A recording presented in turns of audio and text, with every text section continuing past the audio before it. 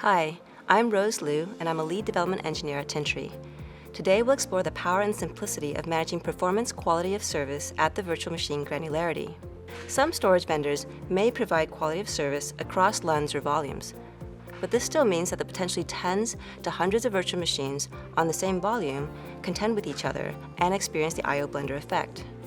Tintri is the only storage vendor that provides performance isolation and quality of service at the virtual machine granularity. This gives administrators optimal control. Now, Tintri provides performance isolation at the VM level by separating out the IOs of the different VMs into their own separate queues. This allows the Tintri OS to perform fine-grained scheduling decisions to ensure that the VMs get their fair share of system resources. In some cases, administrators may still want to adjust the resource allocation, for example, to implement different performance service tiers. This can be done through our quality of service settings, such as setting min and max IOPS. Let's take a look. Here, we are on the VM Store UI showing each individual VM on the system. Someone from engineering launched a low-priority background job that is very I/O intensive, doing over 400 megabytes per second. And it's using about close to 28% of the performance resources on the system. What we'd like to do is to free up some of the system resources used by this low-priority VM so we can use it for a large deployment of build and test VMs we plan to do later today. To do this, we can configure QoS on this VM and limit the maximum IOPS it can achieve. By capping the maximum IOPS for this VM, we are essentially limiting the amount of system resources that can be used by this VM. Tintri's QoS settings are based off normalized IOPS, standardized at the 8 kilobyte granularity. Here, we can see that this VM is doing about 52,000 normalized IOPS. What we want to do is cap this VM's IOPS. To do this, we select the VM and right-click and configure QoS. And for maximum IOPS, we can put in any number here for now because we can adjust it later. So let's do 50,000. Now on our graph, we see that we have this max IOPS line, and what we can do is just drag it to where we want it to be.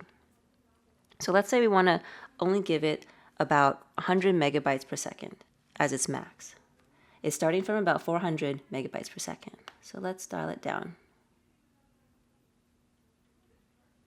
So now its max IOPS is capped at about 102 megabytes per second, or about 12,500 normalized IOPS. So after setting QoS, we should be able to see now in real time the IOPS and throughput of this VM changing so that it becomes capped at the maximum that we've set.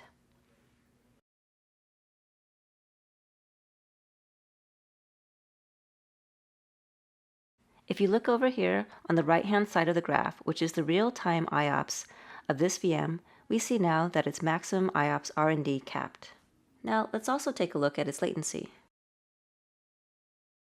Looking at the real-time latency of this VM after QoS has been set, we can see that the latency of this VM has increased.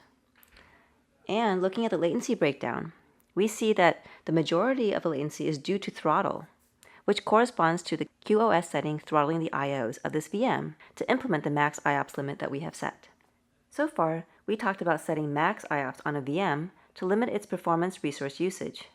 Well, what if we want to guarantee that certain critical VMs get enough performance resources to achieve some baseline level of performance? We can do this by setting min IOPS. When min IOPS is set, the VMs will get its I/O scheduled with priority to eliminate any hindrances to it getting the IOPS that it needs. So let's go through one example. So here we have eng thick clone 1, and we see that it's doing about 7,000 normalized IOPS. And what we want to do is to make sure that this VM continues to get this amount of IOPS that it needs, even after we deploy our large test and build farm. So here we can configure QoS on this VM and set minimum IOPS.